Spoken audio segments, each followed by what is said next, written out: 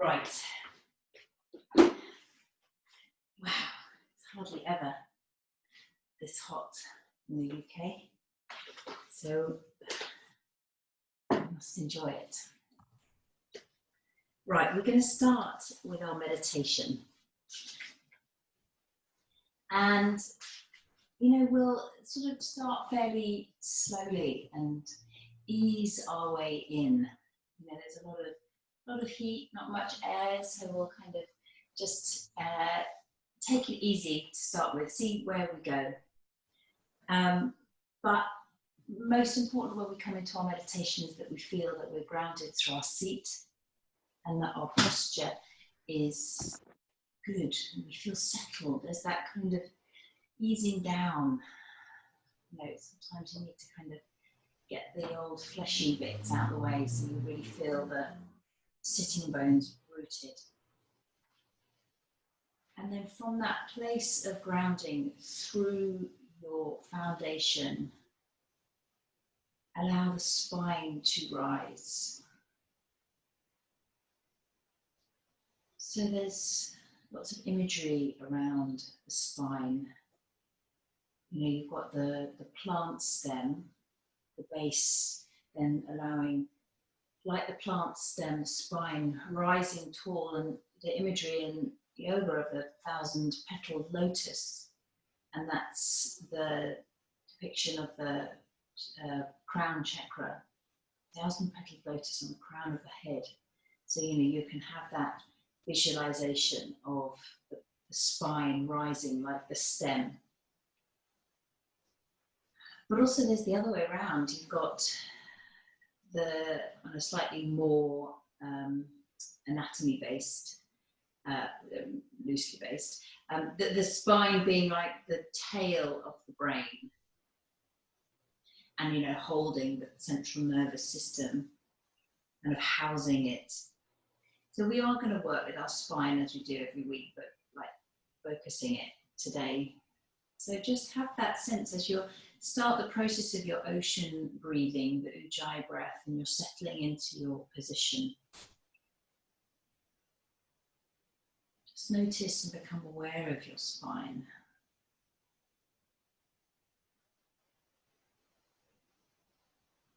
Almost sense that aliveness as you bring your awareness up and down with the breath.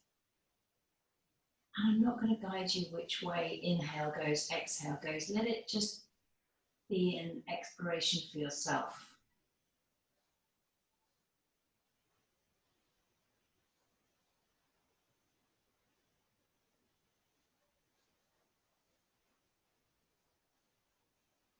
Sometimes it's nice to visualize it kind of lighting up with the breath as you trace the awareness all the way up and all the way down.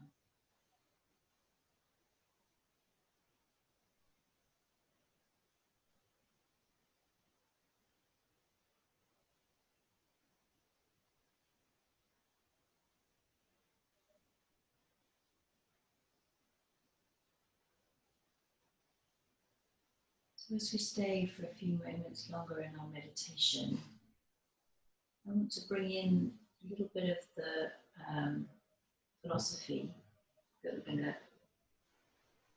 focus on today. And it's the second of the niyamas, which is the second of the limbs of yoga.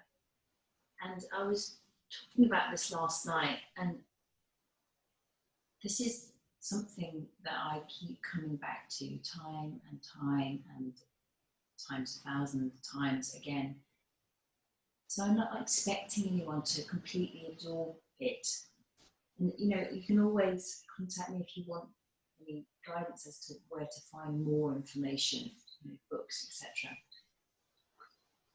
But so you let it kind of be absorbed into whatever, in whatever way it's right for you today. And it might be just letting the words wash over you, maybe a little bit kind of starts to sort of settle into the body, or, you know, you absorb it entirely. So the thing is not to grasp, just let it slowly kind of sink in. Anyway, the word of the means, that is the second of the niyamas, is santosha, and that is roughly translated to contentment and accepting what is, and that equaling a freedom, a happiness, contentment. So I'm going to read, because this book, True Yoga by Jenny Lee, is really good, kind of down to earth. Look at the sutras and the limbs of yoga. Contentment, santosha. Accepting what is equals freedom. There are certain things we can change in life and certain things we cannot. This sutra on contentment encourages us to discern the difference and to be in harmony with what is through peaceful acceptance.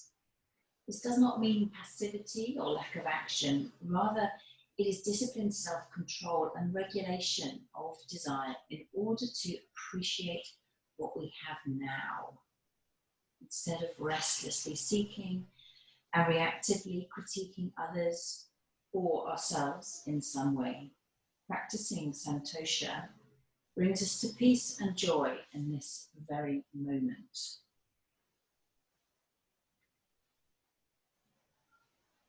And then I'm going to skip to the bit about the body, because I think, particularly as we are practicing asana, the physical postures in yoga, the body is always really relevant.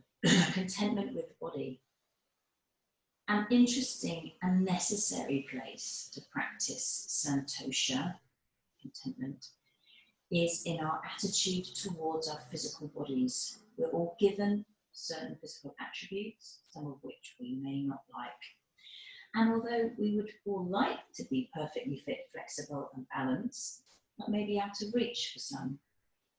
But giving the body respect and honour, then it will open, strengthen, express and release in ways that would be impossible if we tried to force it into submission.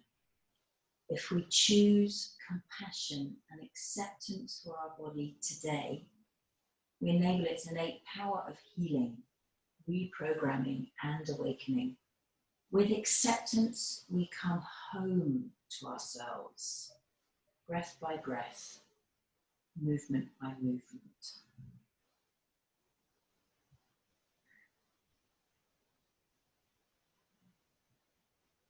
Strong words, really good to consider that as we move into our physical practice.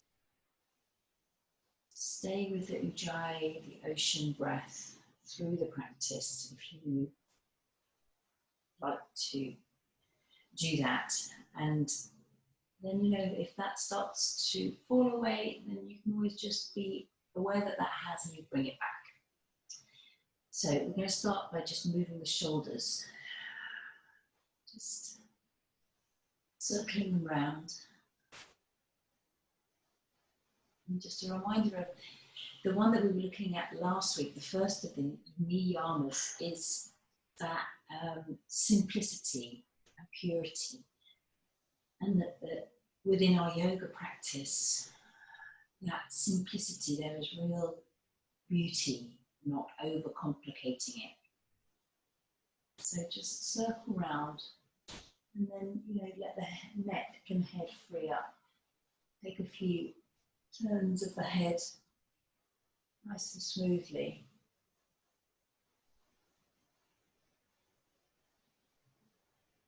So we interlace the hands, turn the palms out, and really begin that process of stretching even the palms of the hands as we reach the hands away. And then with the shoulders staying kind of firmly in their place in the back, rise up through the arms. Let the shoulders settle down, so we don't sort of feel scrunched up like this. We kind of let the shoulders settle down, so we've got a bit of space for our head. And then we're going to take the arms in their straight position, just gently back. So you've got a little bit of that dynamic tension through the arms, armpits, and then slowly round to the side, forwards and circle. So we've got this slow, continuous movement, circling the arms round it. You should probably, or you will probably feel this around the shoulders, around the armpits, maybe around the chest, the front of the body and the thoracic spine, the upper back.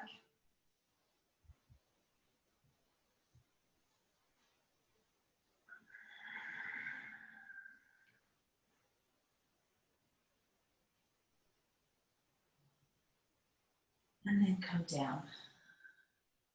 Okay, just change the cross of the fingers. So you've got the other one, the other index finger in front. And again, take that, turn the palms out, stretch. So you really feel that stretch across the root of the fingers and the palms, and then the arms come up. And then we'll go around the other way. So actually start by moving backwards and then to the other side first. Go around. Let the face relax.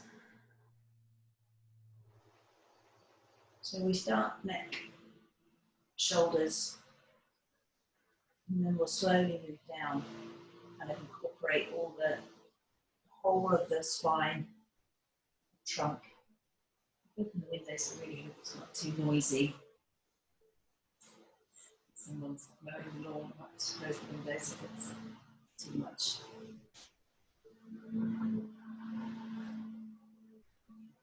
And then release. Just roll the shoulders while I just close the windows. I don't know if it's too noisy for you, but it's pretty noisy here.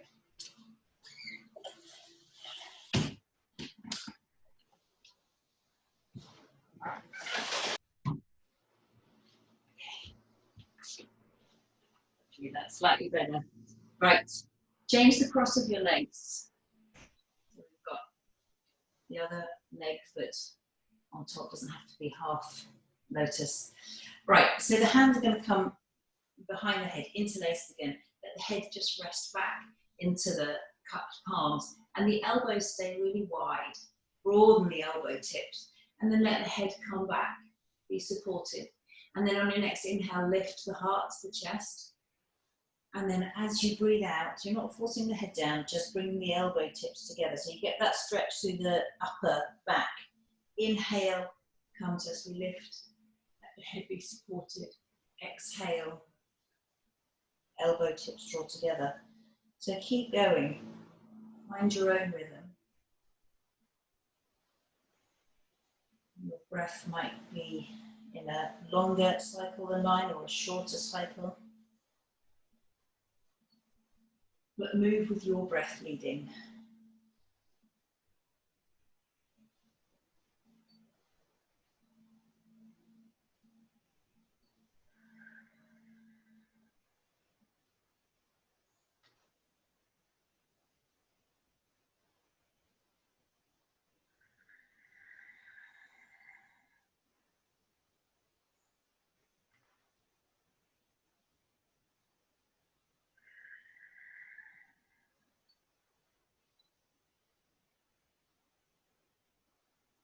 And then release the hands. So just circle the shoulders and free up the neck. So you just keep checking in.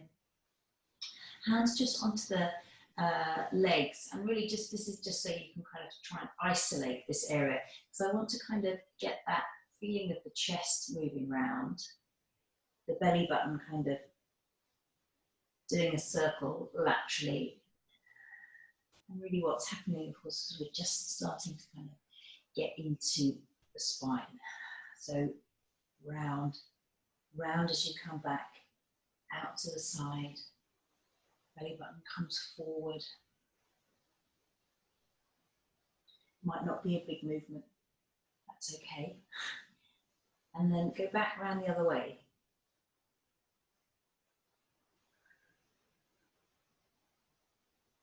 Sort of isolating the mid part as much as you can.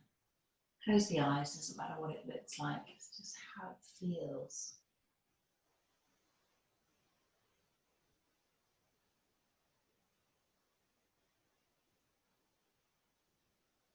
And then after that, we're going to move into a twist, but an open rather than a closed. So a closed twist would be across the body. Open. You're bringing your hand in front, so you stay open and rotate.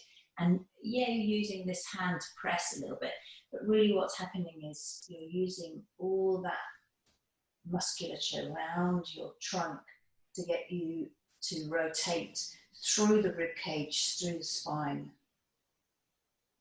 Breathe. So you're not holding, letting the breath move through you.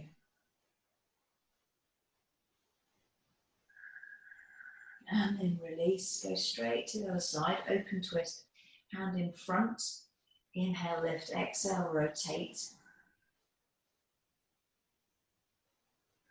Turning the belly button now, turning the rib cage.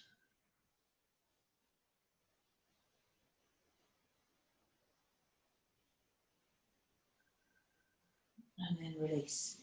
Okay, if you're sitting on something, just pop it out the way if you've got a block or a cushion. Okay, let's just let Debbie in again. She's and of course, just circle the feet round, and have a wiggle of the legs. Right, let's fold in the right leg, stretch out the left. I'm not mirroring you, should be, but not because I'm really rubbish left and right. Okay, both sitting bones seated firmly down. So we're going to keep it that way as we move into our side stretch.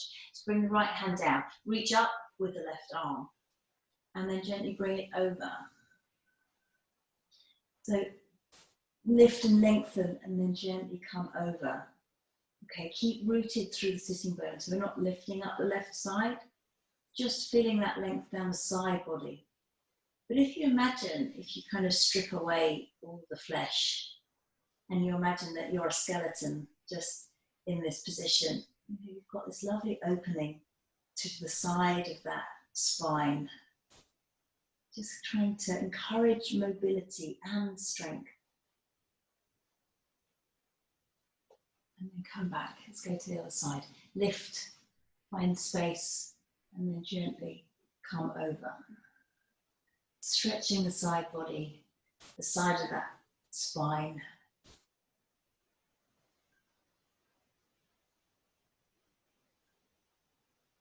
And then up. So now we rotate and face our straight leg, just a little bit kind of turning towards the straight leg. And it might mean that this bent leg sort of comes in a little bit. We're going to do a forward bend. So the fingertips come to each side of the leg. And I want to get that feeling of this spine starting to undulate as we come down. 5 breaths. So as we inhale, we lift and we straighten up and lengthen the spine. Imagine that it's kind of continuing up through the crown of the head. And then as we exhale, there's a softening. And an inhale, almost that undulation starting as you lengthen. And exhale, fold. Doesn't matter how far you go down. Inhale, up through the spine. Exhale, soften, and twice more.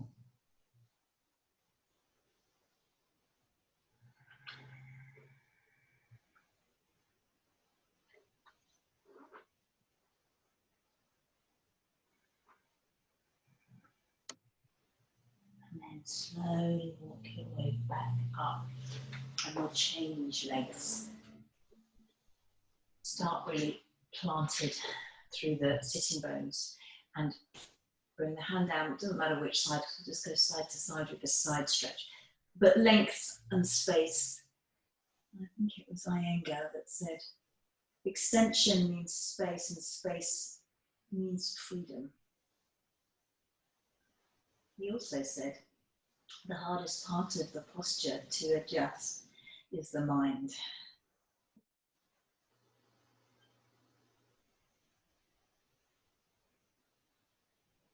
And then come up, let's go straight to the other side, lengthen space, free it up, and slowly come over. So not collapsing forwards and down, just trying to keep that openness through the body, through the chest.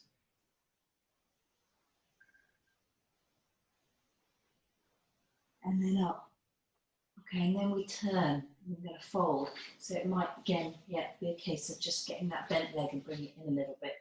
Facing the straight leg. 5 breaths. So lengthening all the way up to the spine as you breathe in and gently folding, softening as you breathe out.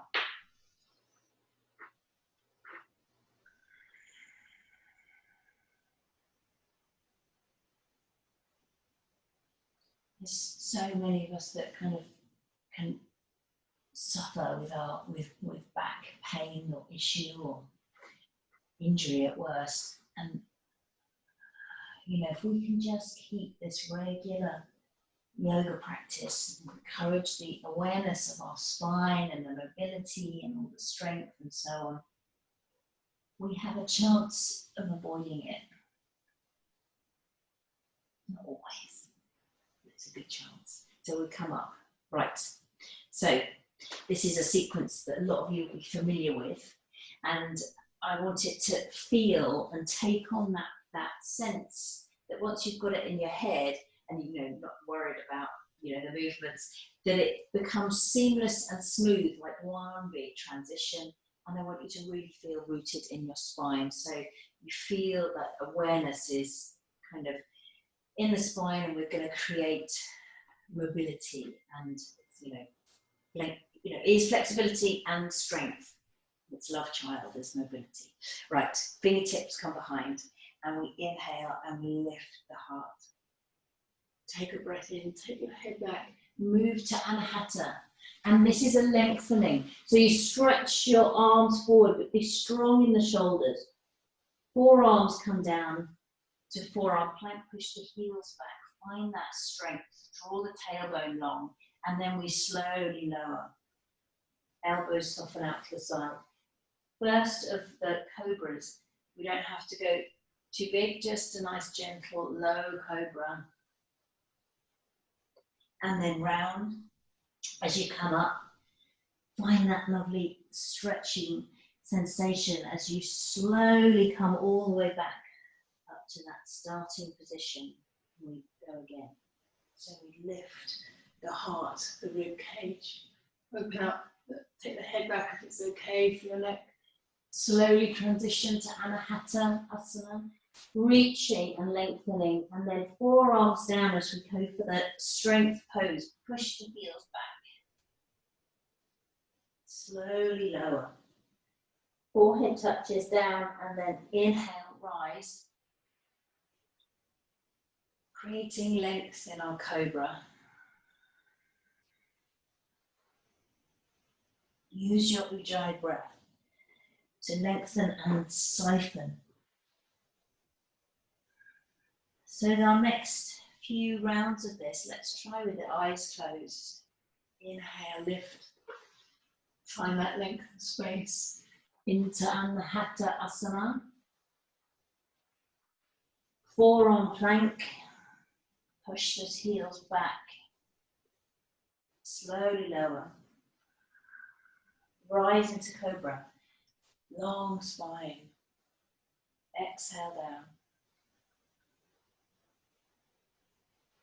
Inhale up. And then back. So the body gets to know it. Now let's really focus on the breath. Inhale. Anahata is exhale. Inhale into plank. And exhale down. Inhale, rise to Cobra. Exhale as you come down. Inhale up. And exhale back. All the way. Let's go again, your own time.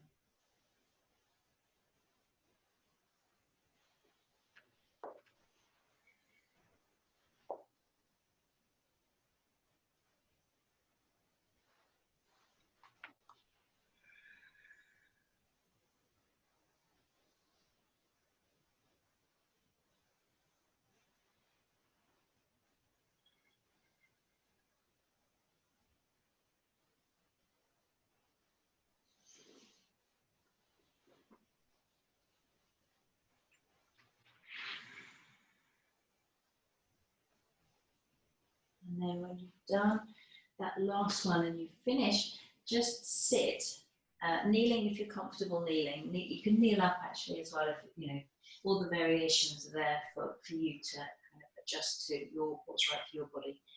But wherever you are, just find a little bit of stillness, letting the palms face up.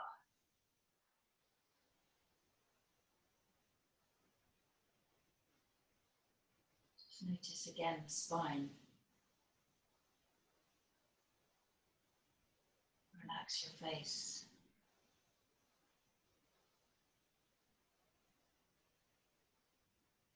We slide the hands forwards. And we're going to come into our first dog. This is great. So to really just explore. Use it as that template. Pad your feet. It doesn't matter if this is your millionth dog. There's a million more in you for sure. Let's pad the feet. Relax the face. Stretch into the side body. Lengthen the arms. Free up the head. And then slowly pad your feet towards your hands and come into a squat. As long as your knees are comfortable with a squat. I mean, if you're not comfortable with a squat, you know, it could be a much more, it's, you know, a sort of half squat really, resting the elbows, that's absolutely fine. So wherever you are with your squat, we just stay for a moment. It's a great grounding pose. So let's put the hands to the earth if we can and let the head drop. And actually turn the feet out and the knees turn out too. That's the rule of thumb. Turn the feet out, the knees turn out too. And you can even reach the fingertips forward in Malasana. So the Sanskrit name for this posture is Malasana, garland pose. And the garland is the arms because they come all the way around and either hold onto the ankles or we bind.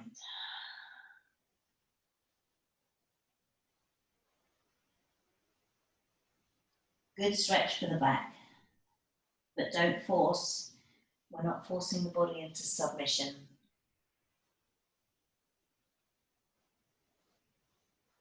And release. So bringing the feet back to their parallel and the knees follow that.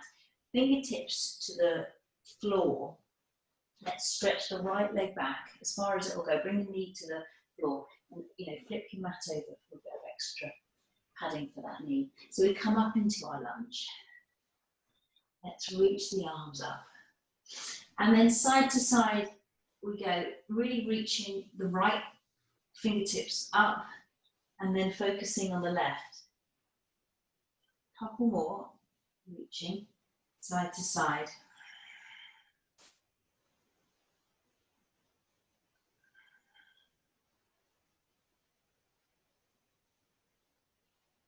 And we bring the left hand onto the left hip and then reaching the right arm up and then bringing it over to the left. The right arm reaches up and to the left. And then we just simply go to the other side. Right hand onto the right hip. Left arm up and then over. Use the core. That is your center for support. So either hand on hip again, or if possible, hand to the floor. Hand on hip or hand to the floor. Reach the right arm up and over. It's a big stretch down that right side body. And then come up. Either hand comes to the hip or to the floor on the other side.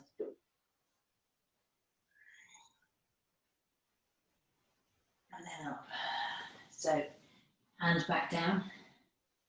Step up to a half squat. And just stay in this half squat for a moment. Let the head come down. Knees are soft, fingertips on the floor, so you really feel that there's support.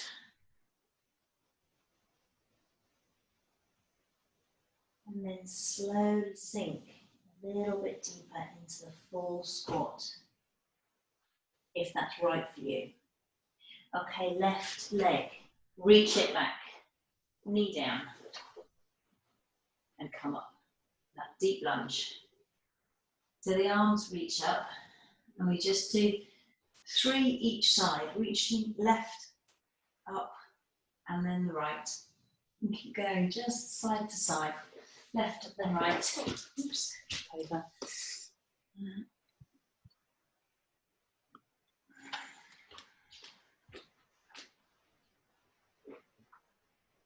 And then when you've done that on 3 on each side, the right hand comes to the right hip as the left arm reaches up and over. And then we change to the other side. And then we either go back to hand on hip or a little bit deeper in the lunge and the fingertips come to the floor. Big stretch. And then the other side.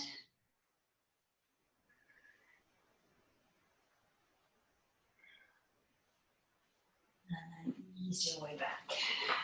So we step back up.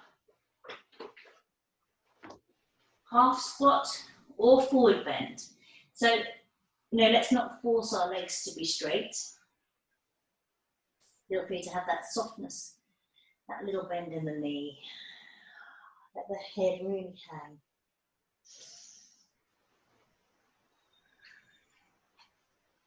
Now we're going to plant the hands down and walk the feet back. Back in our dog. So generally in our downward facing dog, we've got this feeling of extension all the way through the arms and up through the spine. So that the tailbone is drawing up and back, and the spine is as long and as straight as it can be. Obviously, we've got natural curves in the spine, which are essential.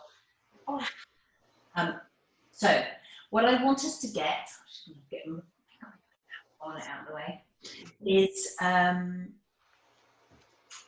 undulation through the spine. Oh, let me just, undulation through the spine. Okay, so we're going to move the spine in such a way that we're going to move from downward facing dog to plank, but getting as much movement as possible. So if we start in our dog, and you can watch the demonstration if you like, or just move straight into it if you're more familiar, is heels lift as high as they can possibly go, so therefore the hips are at their highest possible state. And that's where we start to move forward and we round the spine as much as we can. Control, use your core, and then we come all the way back.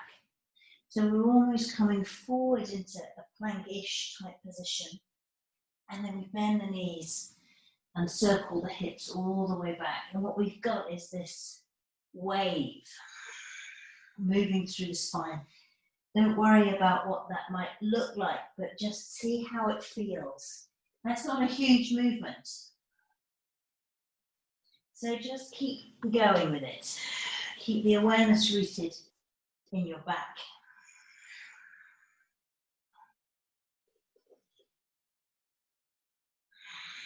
Use the strength in your legs and your core to make this happen. Do as many as is right for you today. It is good to get sweaty, by the way.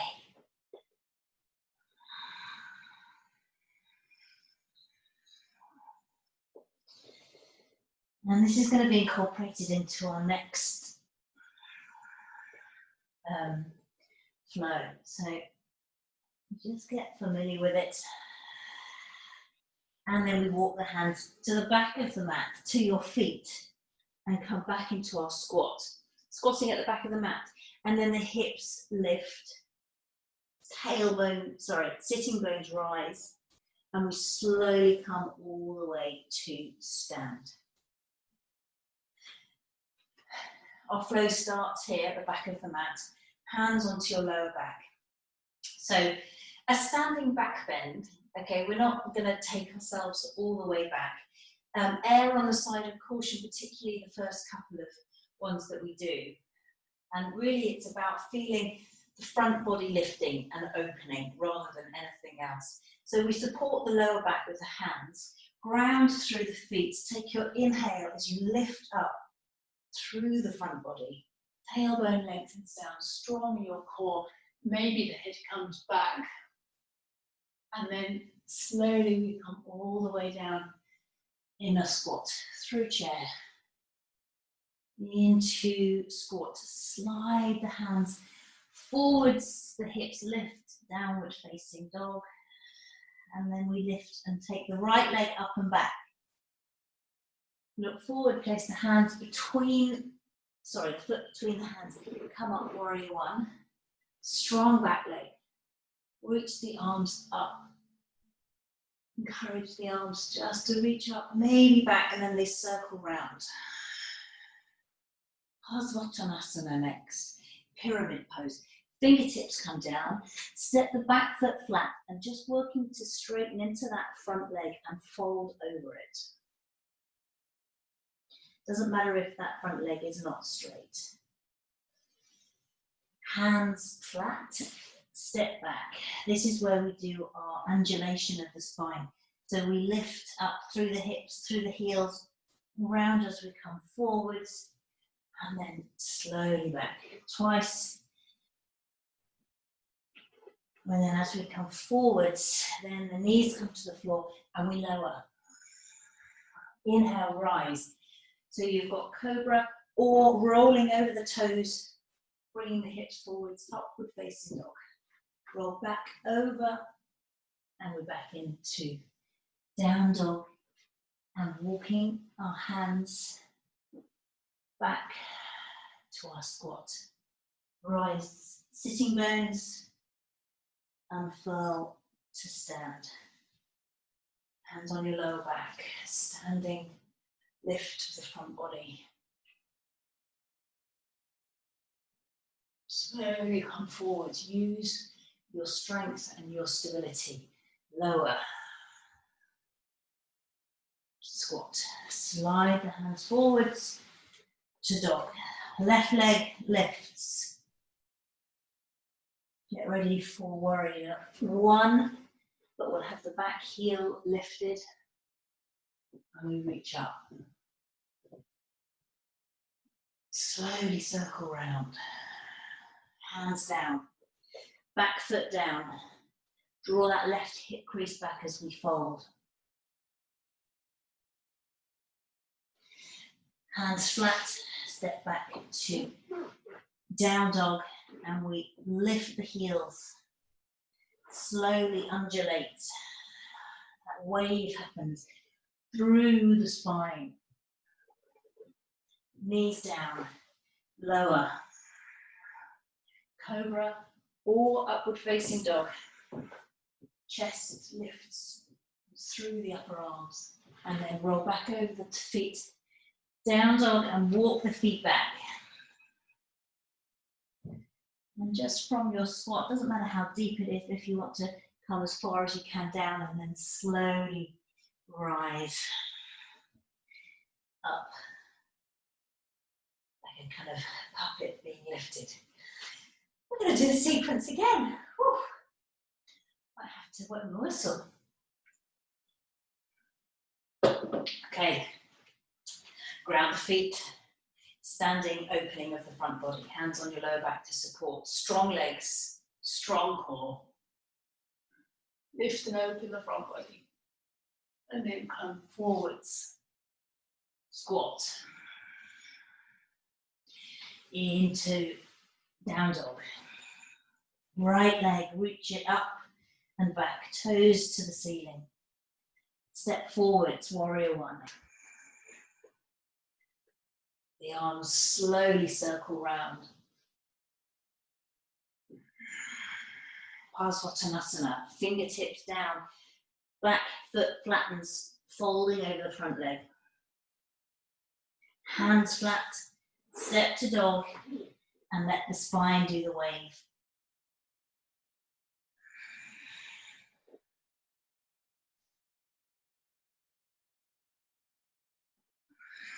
Knees down, lower, rise.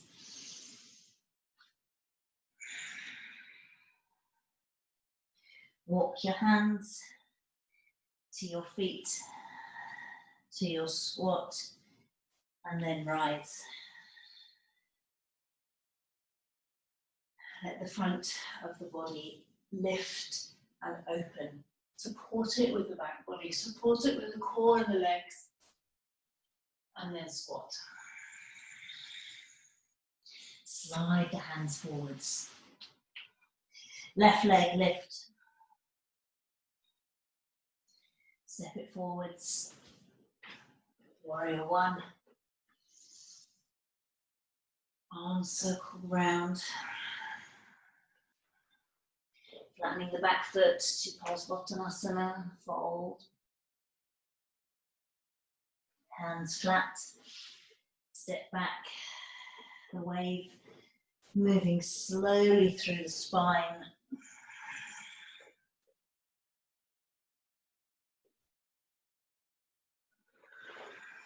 And then knees down.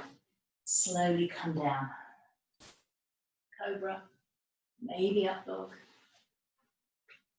And back.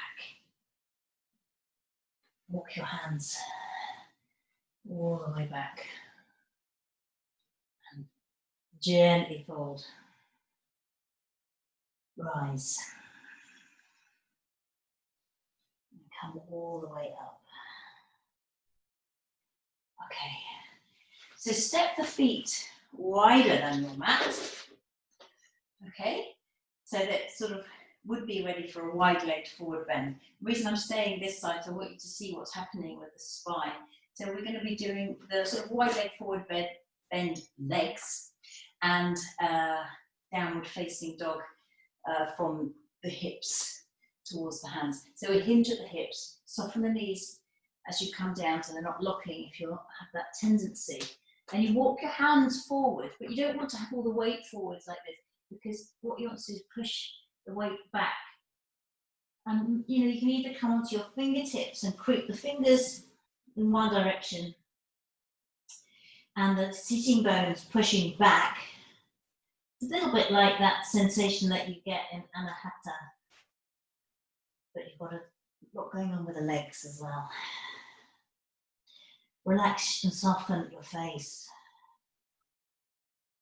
Push the sitting bones back.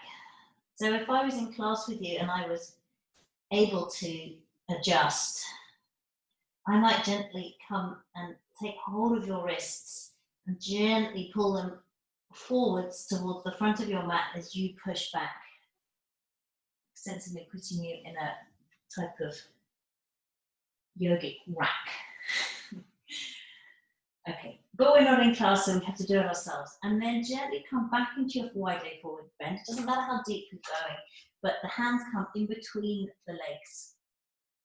And then slowly you can either perhaps start to creep your hands behind you.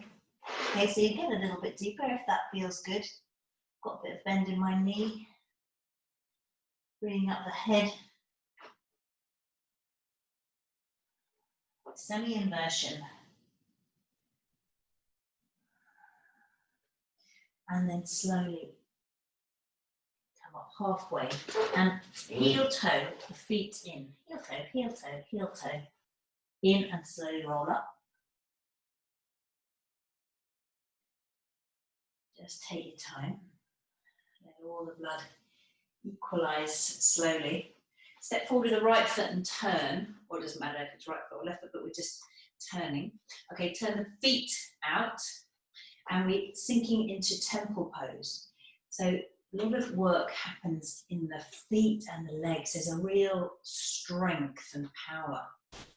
Okay, good. So once we've got that and all that, it feels like the muscles are kind of shrink wrapping around the joints to kind of support.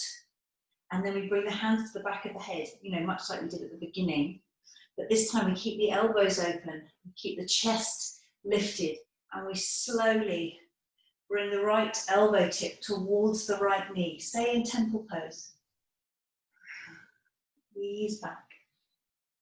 Go to the other side. Ease back. If you need a little break, straighten up through the legs. The shoulders roll. and then come back. Let's do it again. So that lift, openness, elbows wide, elbow towards the right knee. Other side.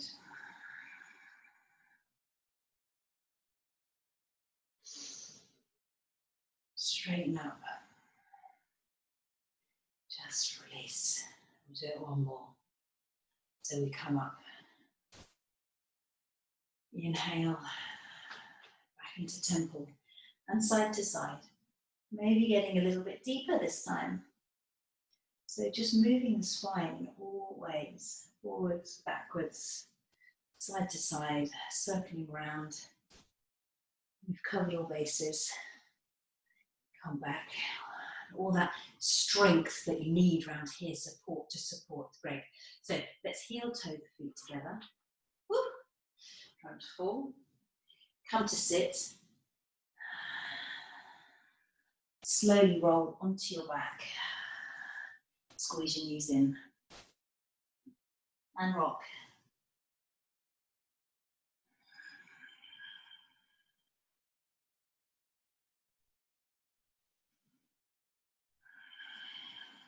It's hard to beat this, particularly, you know, if you've got those achy lower back things going on. This is great.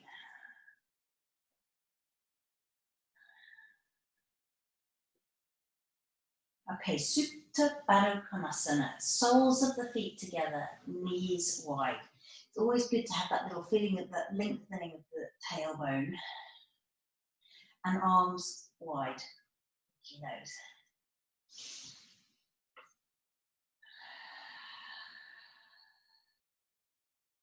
So passive posture here. I do want us to have the opportunity to go into an inversion in a moment.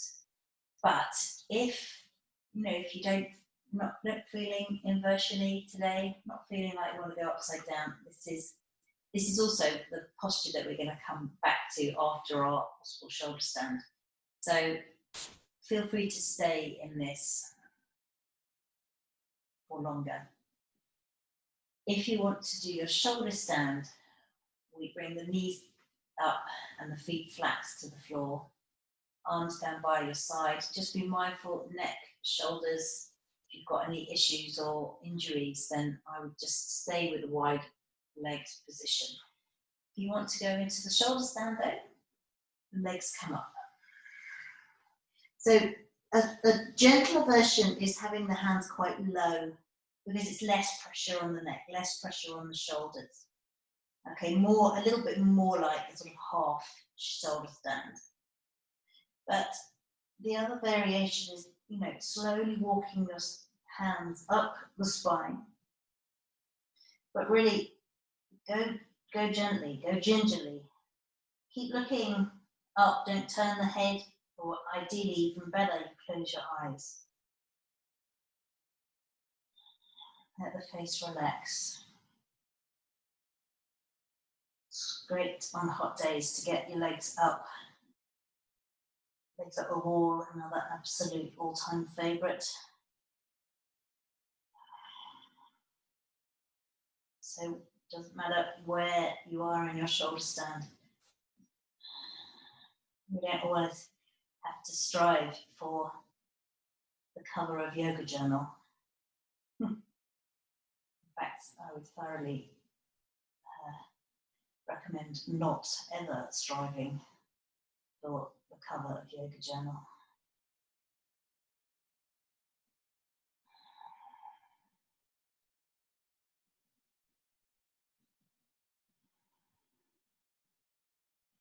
Discourage that need for seeking perfection.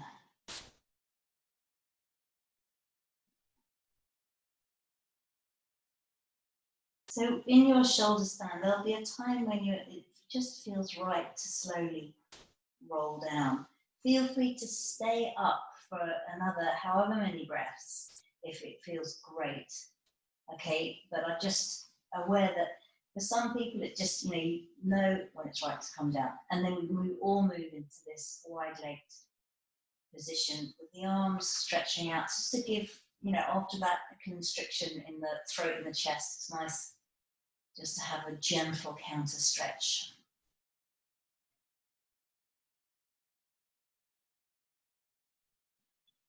So we start to become a little bit softer in our practice, less letting go rather of the effort. But we've just got a couple more gentle poses to do. So if you are in shoulder stand still, it's probably good to come down, take a few breaths in Baddha Konasana, and then we'll continue. And it's the left leg's going to stretch out down the mat.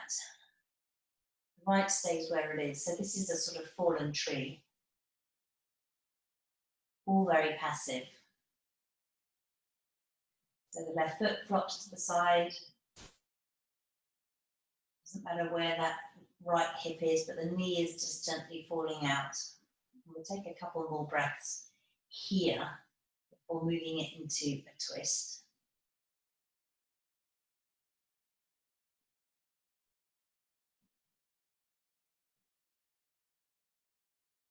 And then slowly we're going to pick up that right leg and let it cross the body. I'm not forcing it all the way down, just where it kind of feels good, beneficial. Keeping the shoulders anchored down.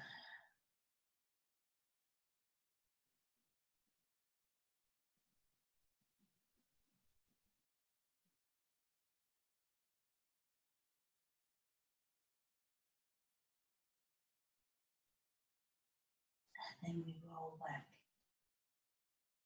Change legs.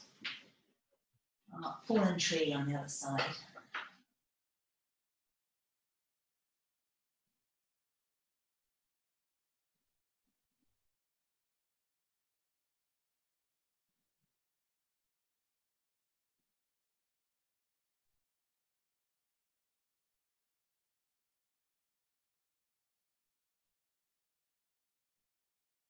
And we cross it.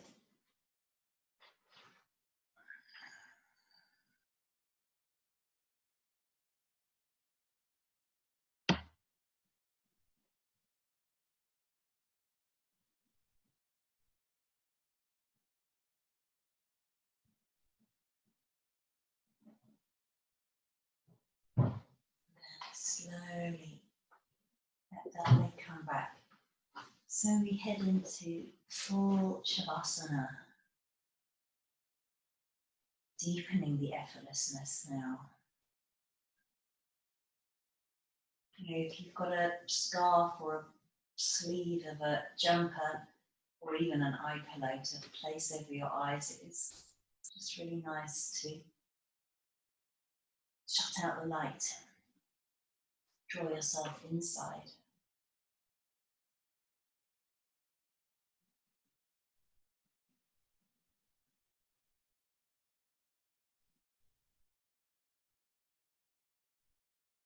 And there is much contentment to be felt in rest. It's not always easy, so it's definitely worth working on as a pose.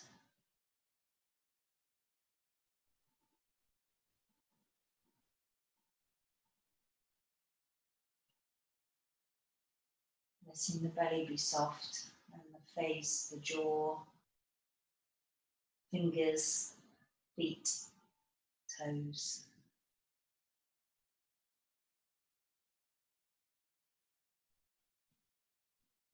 So that on every level there is an untying of knots.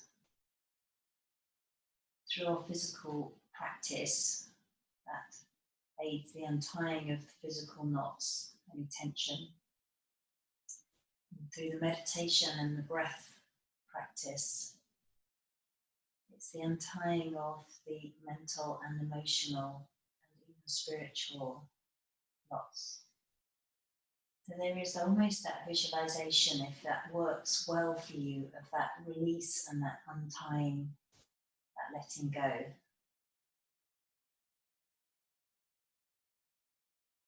Yielding.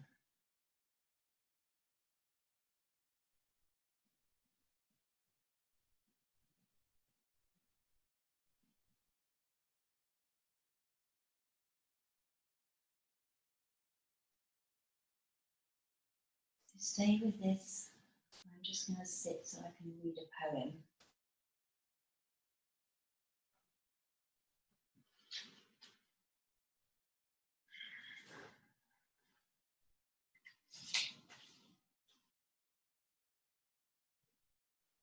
It's called Awakening Now by Dana Forbes.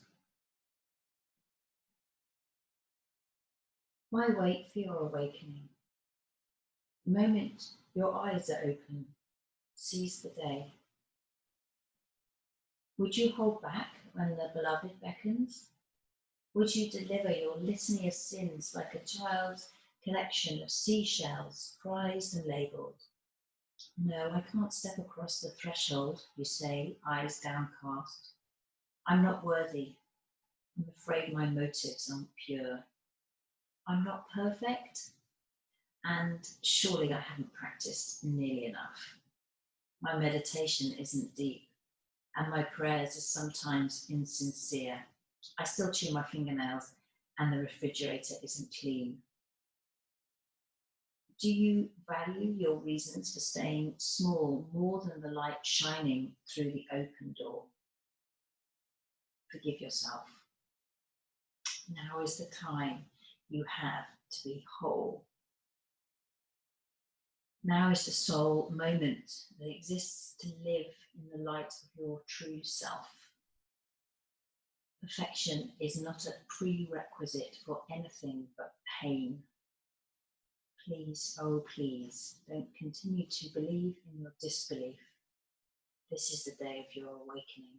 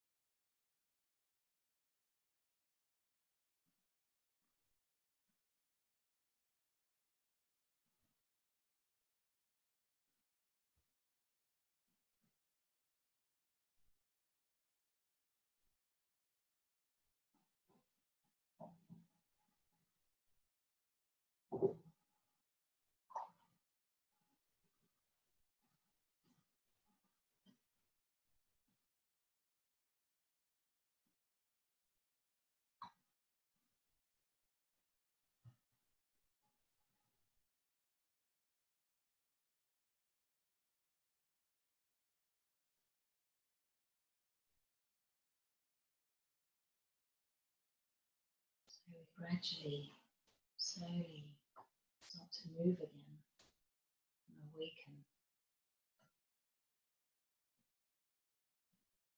A few deep breaths.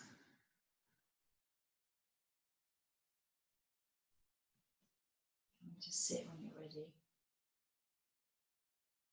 It's good to seal the practice.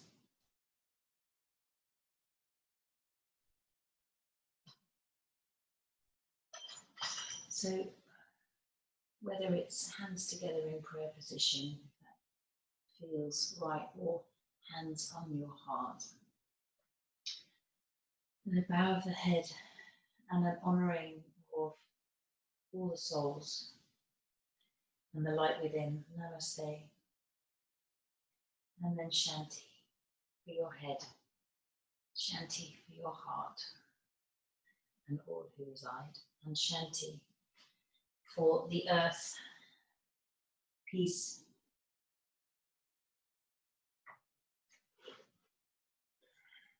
Thank you.